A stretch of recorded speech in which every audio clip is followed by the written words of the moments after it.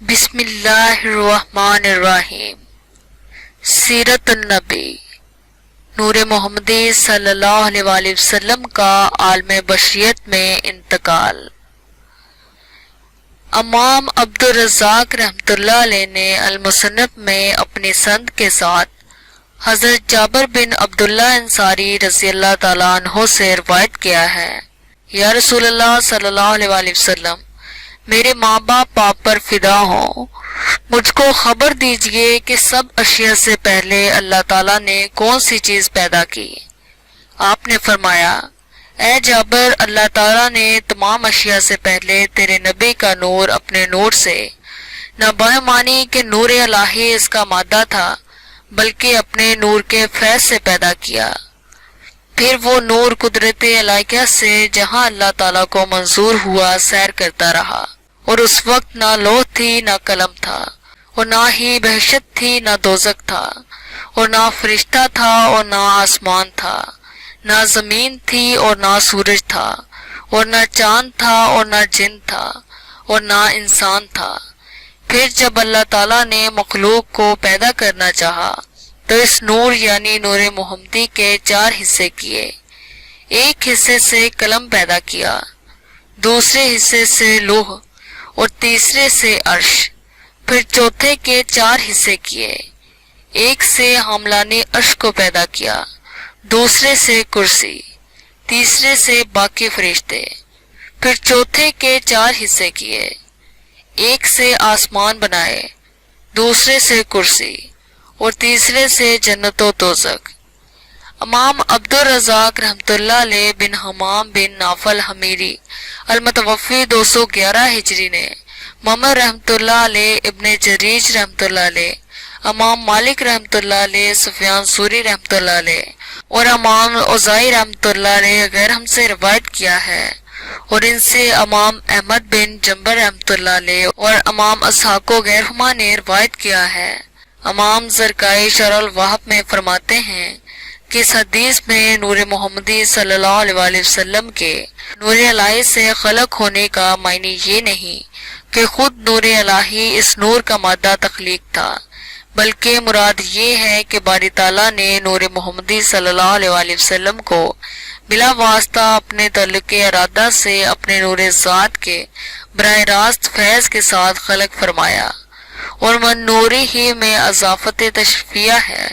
جیسے سیدنا آدم علیہ السلام کے بارے میں قرآن مجید میں ارشاد فرمایا گیا ہے، جب میں آدم میں اپنی روح پھونک لوں تو تم سب اس کے سامنے سجدہ ریز ہو جانا۔ امام زرقائی رحمۃ اللہ علیہ لکھتے ہیں کہ نور محمدی صلی اللہ علیہ وآلہ وسلم سے پہلے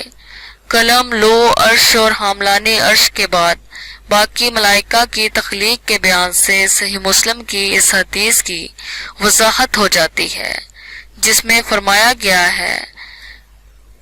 ملائکہ نور سے پیدا کیے گئے ہیں۔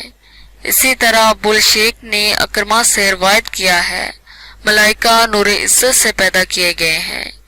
نور عزت کی اضافت بھی اسی طرح تشریفی ہے،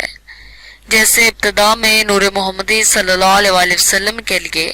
من نوری ہی کے الفاظ میں نور الہی سے تخلیق ہونے کا تشریفیاً ذکر آیا ہے۔ در حقیقت یہ ساری تقسیم اسی ایک ہی نور کا پرتو فیضان ہے، جس کا نام نور محمدی صلی اللہ علیہ وآلہ وسلم ہے،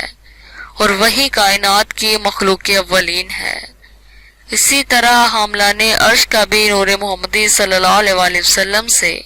تخلیق ہونا بیان ہوا ہے۔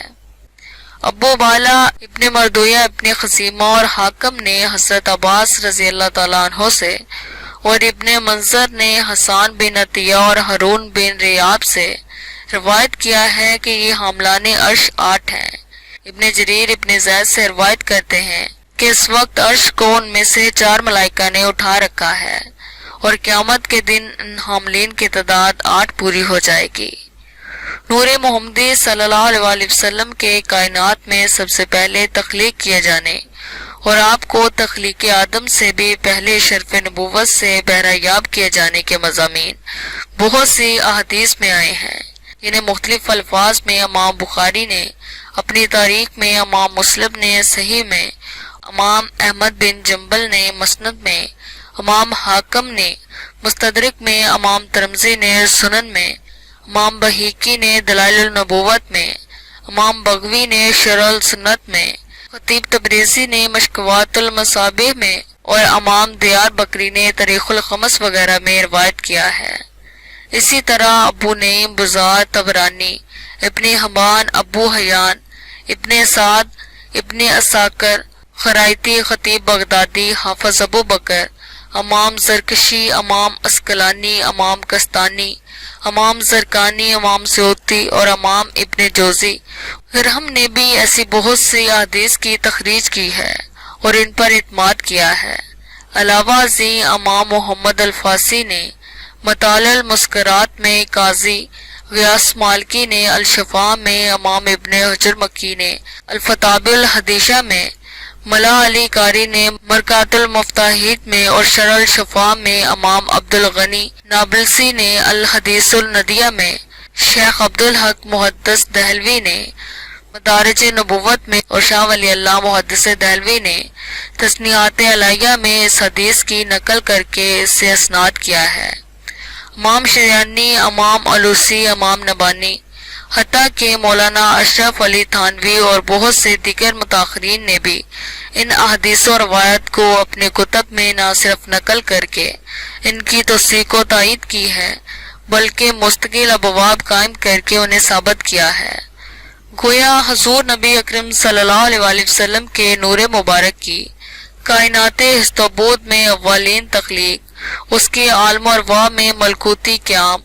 اور عالم اجساد میں ناسوتی سفر کا ذکر، ائمہ حدیث، اہل سیر و اسباب فضائل اور علماء محققین کے ہاں آج تک تواتر ہوتا چلا آ رہا ہے اور اسی پر مقدمین و متاخرین کا اعتقاد و اعتماد رہا ہے۔ حضرت ارباز بن ساریہ رضی اللہ تعالیٰ عنہ سے مروی ہے، میں نے نبی اکرم صلی اللہ علیہ وآلہ وسلم سے سنا، آپ نے فرمایا کہ میں اللہ تعالیٰ کے حضور اس وقت سے خاتم النبیین قرار پا چکا تھا جبکہ آدم علیہ السلام ابھی خاکی تشکیل کے مرحلے میں تھے۔ امام حاکم اس حدیث کو نقل کرنے کے بعد لکھتے ہیں، اس حدیث کی تمام اسناد صحیح ہیں۔ شکریہ۔